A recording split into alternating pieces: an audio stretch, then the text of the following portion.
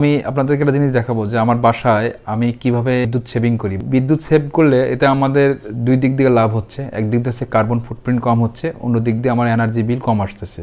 তো এই কাজগুলো আপনারা কিভাবে করবেন সেই জিনিসটা আমি দেখাবো। আমার বাসায় আমি এটা গত মাসে সেটিং করেছি। দেখা যাচ্ছে এর আগের মাসে আমার প্রতি মাসে বিল আসতো প্রায় 1400-1500 টাকা।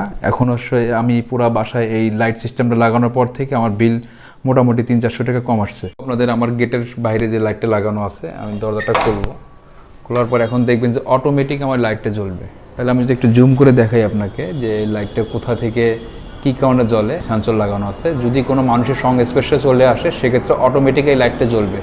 যদি আবার 10 সেকেন্ডের মধ্যে যদি কোনো লোক যদি না থাকে এখানে, সেক্ষেত্রে অটোমেটিক বন্ধ হয়ে যাবে। তাহলে আমরা দেখাবো এখানে কীভাবে লাইটটা বন্ধ হচ্ছে। দেখছেন, অটোমেটিক বন্ধ হয়ে গেছে। আবার আমি একটু সামনে যাব, লাইটটা আবার চালু হবে,